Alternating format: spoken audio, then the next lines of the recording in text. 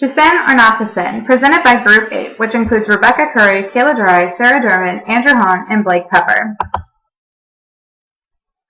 Most experts agree that healthcare costs are skyrocketing in the United States, and unfortunately, quality of care and disparities in health are not improving as a result.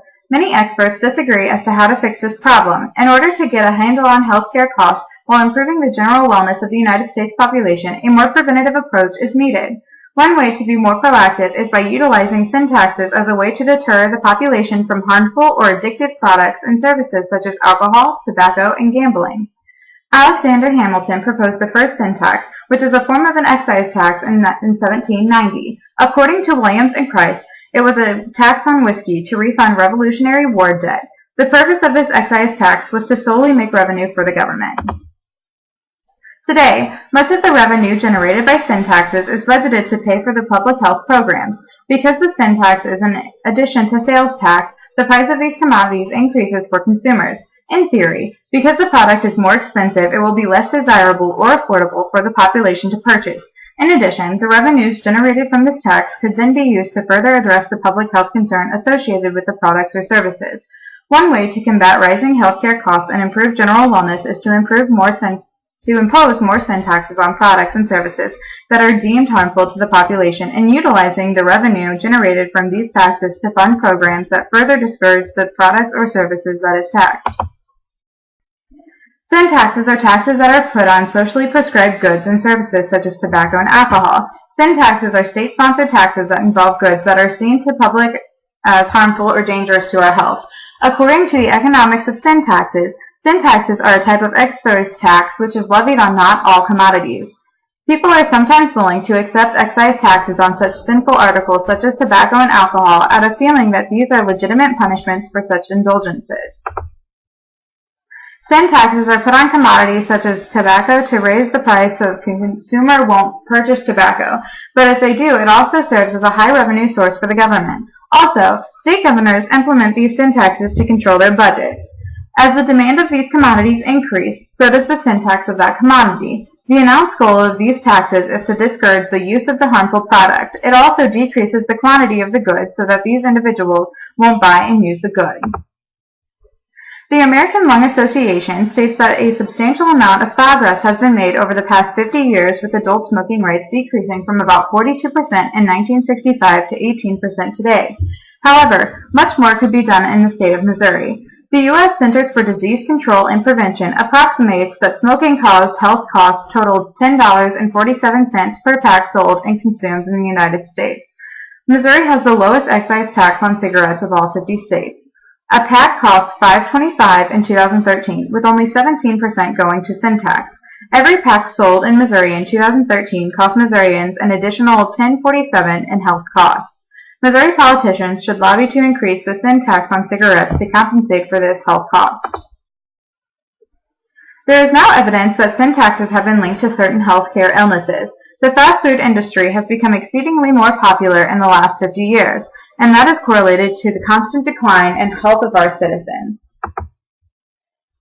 Additionally, lung cancer has become more prevalent. This is greatly influenced by first and second-hand exposure to cigarette smoke. The combination of these things, along with many others, makes sin taxes an issue of public health. Here you can see that the top ranked is New York with $4.35 tax, and 51st is Missouri with only a 17-cent tax. Recently, the Supreme Court made the decision to give federal government power to join state and local governments in making creative use of taxing to pursue public health goals.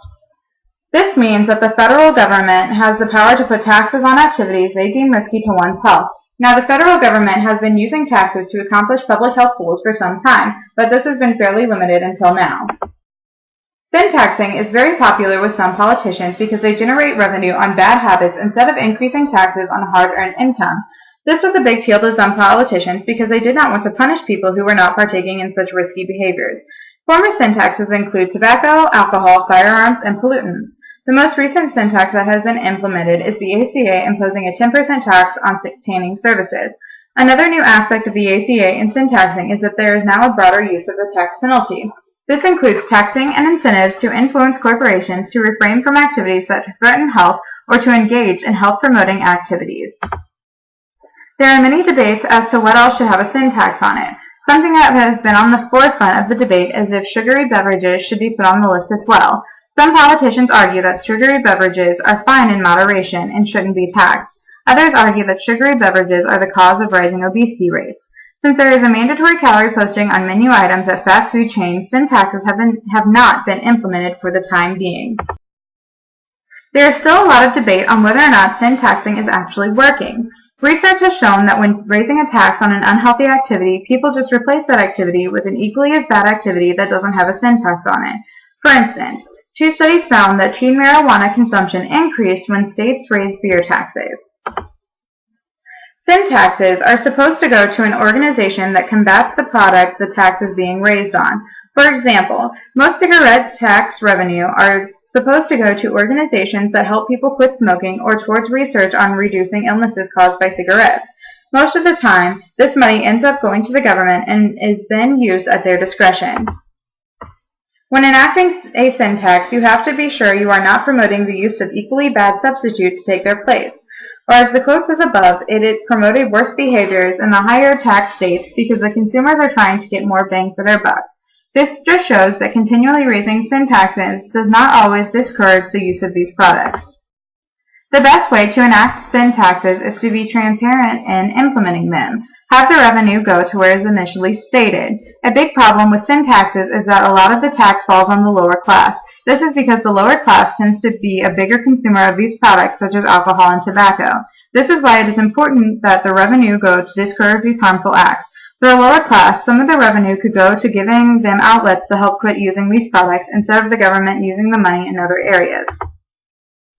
The Universal Declaration of Human Rights, adopted by the United Nations in 1948, has a specific article concerning rights. Article 17 states that everyone has the right to own goods, land, and other property away without any good reason. This means that people have the right to make their own choices, including purchasing tobacco products and lottery tickets. However, when the expression of someone's right has a negative impact on another individual, this becomes a public health issue.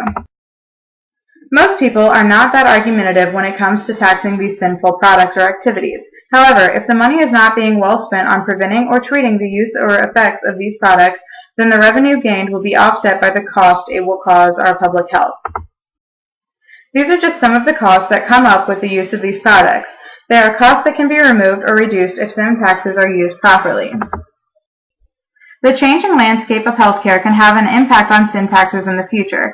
Currently, insurance companies and healthcare facilities participate in risk pooling, where they group people together based on the individual's levels of risk. As healthcare changes, it is very possible that individuals could be discriminated against depending on their choices. For instance, co-payments on inhalers could be more expensive for known smokers. Cholesterol and diabetes medication could also increase depending on risk.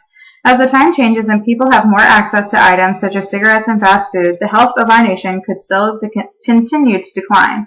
From a healthcare perspective, this will just increase costs. Sin taxes can be a useful tool, but often they are used to try and raise revenue for unrelated issues. The revenue needs to be used to counteract or lessen the impact of these products or actions cause. Using some of the revenue to provide access to places that can help lower-class people quit the use of these products would be a good way to counteract the effects of the tax. Other parts of the revenue can go towards things such as research for cancer or towards helping pay for the enormous costs we spend on our public health system. Also, placing too high of a tax on these products will promote a use of an equal or sometimes even worse alternative. In New York, with a high tobacco tax, most citizens are using long cigarettes that are higher in tar and nicotine than states with lower tobacco taxes. Yet sin taxes can be used successfully if they are used to counteract the effects of the products they are placed on, instead of being used on unrelated issues. In conclusion, sin taxes can be extremely helpful through a variety of ways. By imposing higher sin taxes on fast food, tobacco, gambling, revenues raised could be used to help fund public programs to further dissuade the consumption or use of the product or service that is being taxed. In theory, the higher price of the product service will decrease consumption, but because less people will be able to afford it. Lastly, by decreasing consumption of harmful products, services, overall public health will be improved and healthcare costs should decrease as a result. These are some of the references that we used. Thank you.